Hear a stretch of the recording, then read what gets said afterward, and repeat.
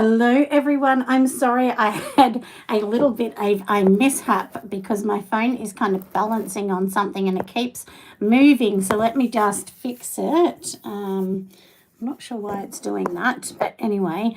So anyway, we are going to go live today. Let me just make sure this is sitting here and it's perfect. And I'm just going to close the door. So I decided to go live because I have a few things I've got to do. First of all, we are going to do some castings and things like that. Actually, it's slip mold. So I've already got my cast sitting here ready. So I'm sorry we had a mishap at the start. And I know it is vertical, but the reason I've done it this way is it's actually easier for you to see what I'm doing. If I do it the other way, you won't really be able to see as much and it sort of cuts my head off in the picture. So I have lots and lots of containers and things like that. I've made my own molds and then I'm going to do some slip casting. And I thought while I'm doing this, maybe I will also talk about the festivals that I've done lately, the costs that are involved, are they worth it? And so on, and how much money do you make, how much time do they go for, and so on. And this is actually really interesting because I've been doing quite a bit of research on doing other festivals, not just the Melbourne show that we just did.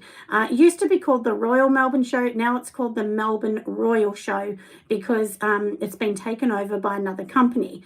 So and I think that they've taken it over a year and a half or something ago, but anyway.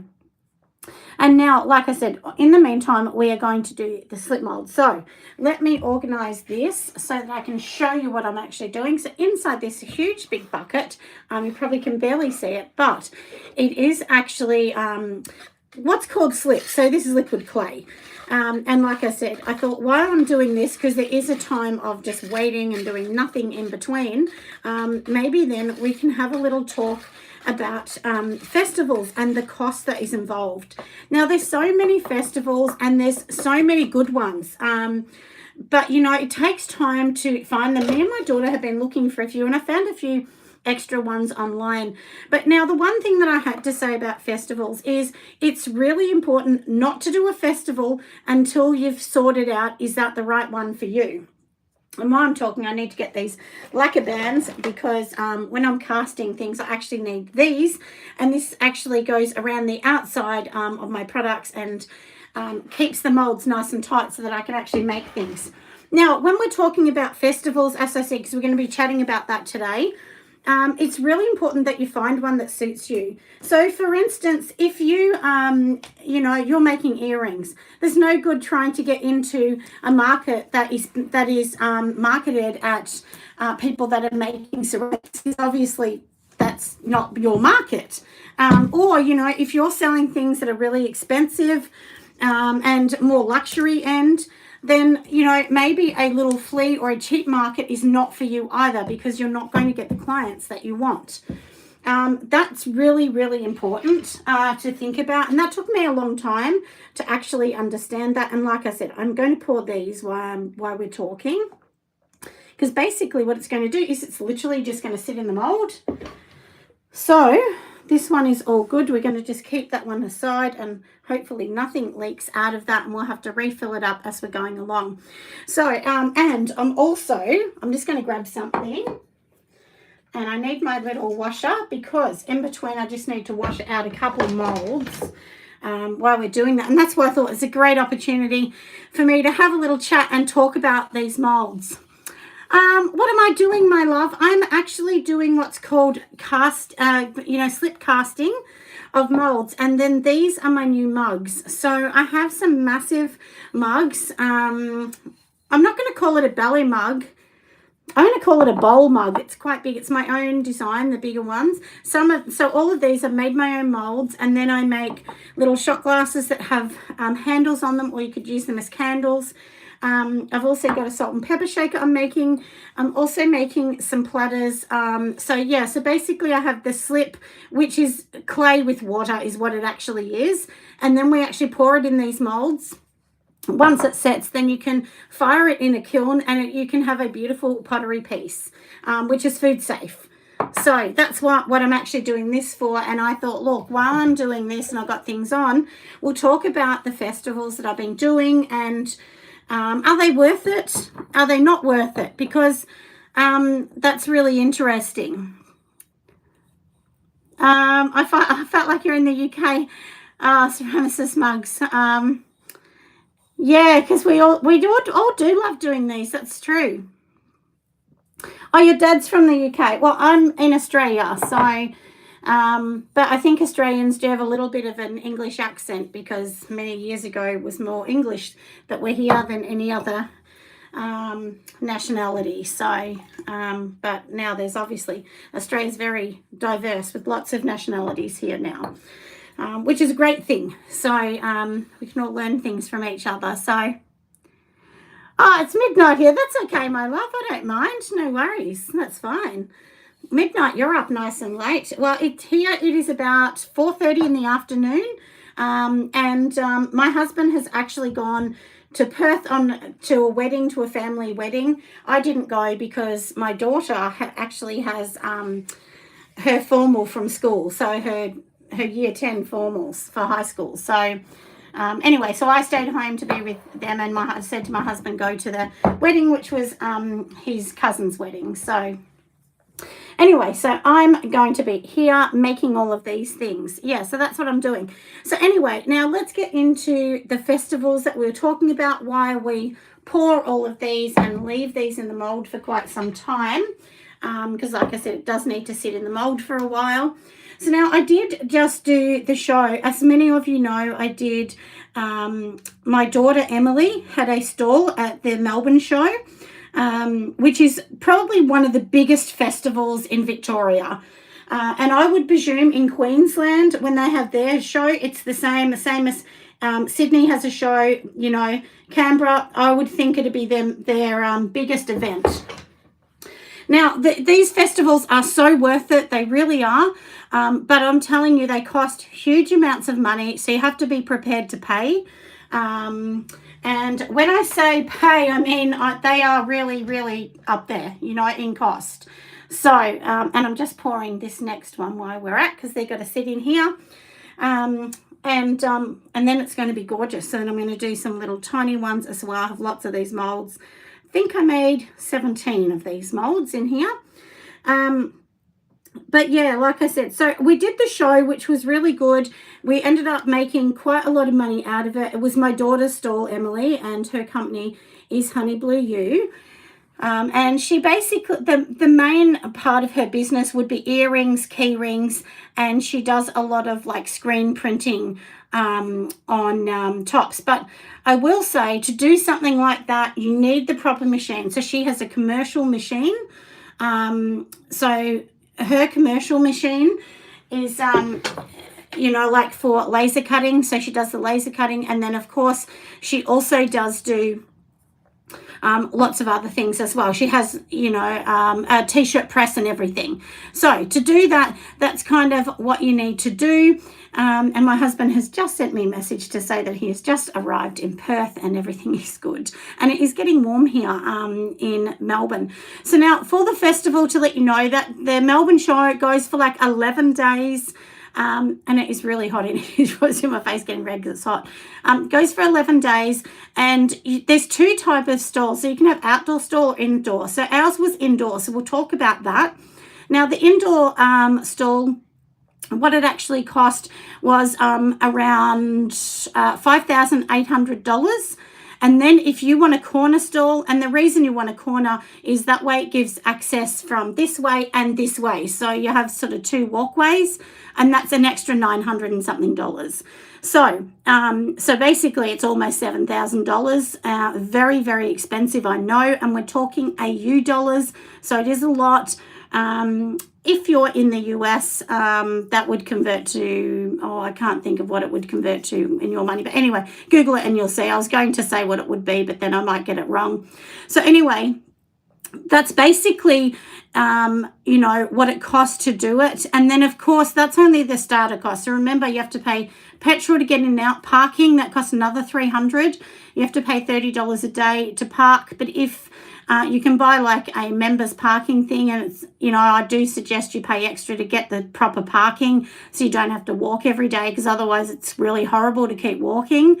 So that's something as well. So yeah, so it is expensive, like I said. And then of course you've got things like the setup. You need to have banners, you need to have a display happening. So my daughter spent a lot of money on that. I'd say another $500, because she already had most of the things to use.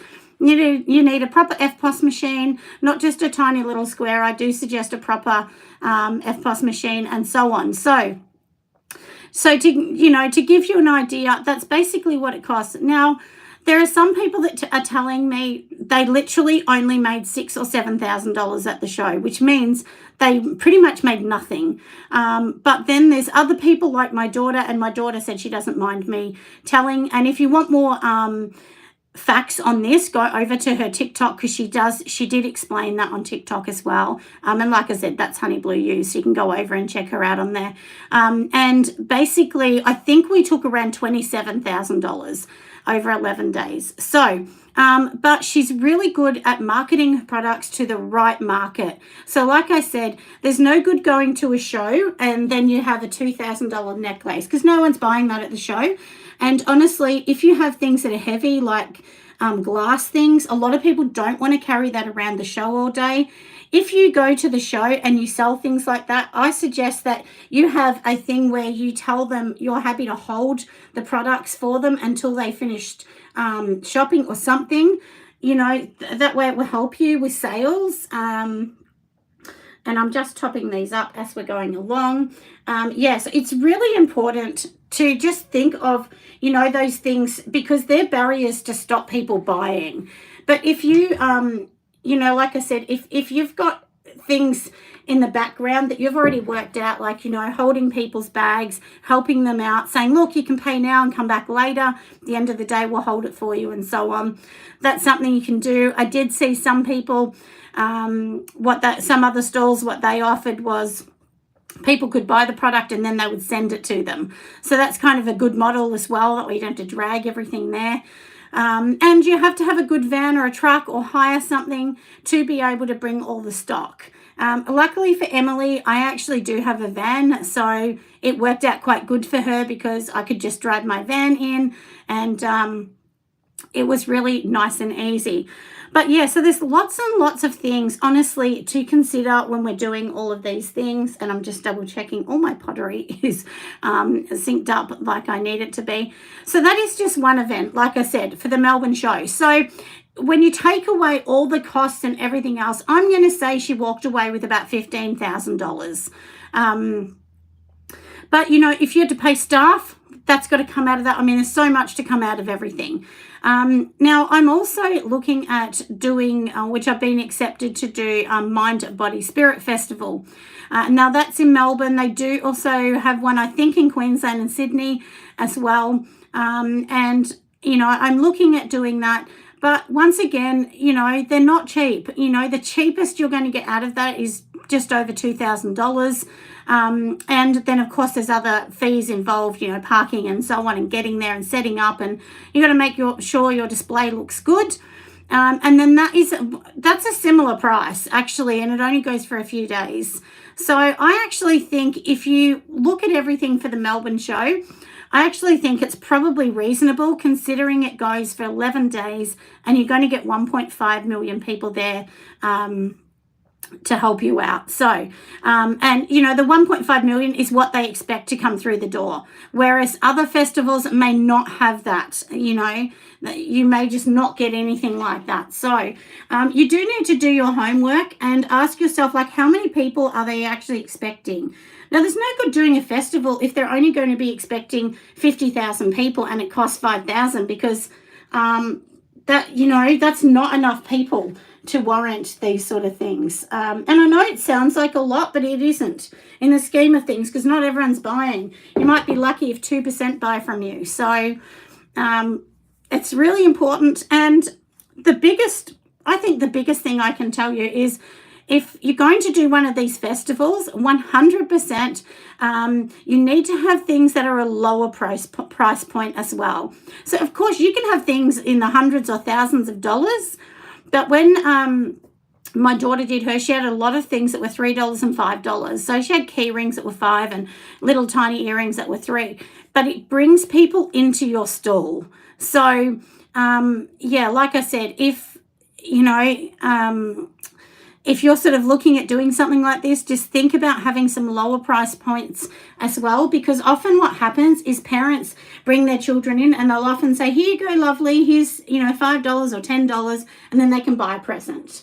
But if they just see $20, they won't even walk in. So then that means you've lost a potential client. And like all of these things really are huge to making a successful festival. So the first thing I would be looking at, especially if you're in Australia, look at doing a Melbourne show, a Sydney show, a Canberra show. You can do things like Pottery. That is a big music festival where they have stalls in the main street. And we always take thousands of dollars. 5,000 to 7,000 is what we take generally over the weekend at that festival. And that's pretty cheap. That festival's only a couple $100. So it's not that bad.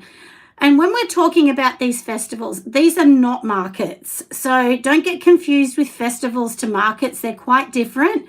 Markets to me, are one of those things that you can be lucky and you can be unlucky. And you can earn anything from $10 right up to, $1,000 or more at a market. But generally you're not going to. Whereas at festivals, you should expect to take thousands of dollars. But like I said, once again, they're more expensive. So, so that's kind of something to look at. Personally, myself, I don't really do markets. I just don't enjoy them anymore. I just kind of feel it's a very cliquey thing to do markets, and I really hate the pack up, pack down. I don't want to deal with the wind and all of the rubbish that goes with it. Whereas a lot of festivals, they're indoors. So all the stalls generally are indoors. And the one good thing about doing big festivals is you set your stuff up inside and you leave it there, and there's security guards there that watch everything. You go home, come back the next day, it's still set up. You don't have to pack it down. So that's a bit of a bargain, I think, in that. But you also need to think of things like your FPOS machine has fees. So maybe you might want to charge fees. And you can do that. I think you're not allowed to go over 3%, if I'm right. We charged, which was my daughter's stall, she charged 1.6%. And so, for instance, if you're buying a $5 item, it's only 8 cents. So it's not that expensive for the consumer. Whereas if they have to pay an extra $1 or $2, they'll probably say, no, I don't want to pay that. But we didn't have anyone that complained about the 1.6% surcharge, and that sort of just helps to cover a little bit of your fees if you're using Square, which most people do at these events. Look, everything costs money. So this is the thing too, when you're pricing your products, you can't just price them on, I've made a mug, I think it's worth this amount of money. That's really not a good idea to price your products like that, because what actually happens in the end is, you've got this kind of price, but you haven't evaluated for your time going to these events, pricing everything, making it like we're making it, cleaning it up like we're cleaning it. I mean, there's so many things to think about. FPOS machines don't last forever. They will break down, and that all kind of comes into your cost. So when I talk about costs, I often say to people, the standard thing is get all your costs, whatever it costs you, times it by 4, and then maybe you want to add 10 or 15% on top of that, and that's generally going to be the price. And somebody did say to me a long time ago, they said, don't think of your price as it's too expensive, because maybe it's too expensive for you, but it's not too expensive for the next person. And I actually thought that was quite interesting, because we all think, oh, well, maybe no one will buy it at that cost. So yeah, that's interesting, isn't it? I think it's a different perspective on looking at costing, to just ask yourself, well, maybe I do need to charge more, and so on. So anyway, I hope this little snippet has just given you a little bit of an idea, about what you can charge, what's useful at these festivals. Go and Google festivals, music festivals, large events, or vendoring at large events, whatever area you're in, whatever country, and see how that's going to go, because that's something that will be really, really useful, to help you out to get more sort of customers and, to get more things off the ground. Anyway, I'm going to go now because I'm going to organize some dinner soon. I will. Hello from Montreal. Hello, my love. Malema. That's a beautiful name. So, so like I said, I am going to go in a minute. You will catch me on TikTok. I'm going to be on there tonight. After dinner time, I will be on there. I've tried to do a little bit more on there, as well as, of course, YouTube, because lots of you know me on YouTube. But anyway, I'll be going on there. And that's another thing too to think of. You must always do social media, even if you hate it, even if you're not good at it. Please do social media. It really, honestly, will help you. It will help your business a lot. Very, very important. Anyway, like I said, I am going to go, and I'll see you next time. Bye, friends.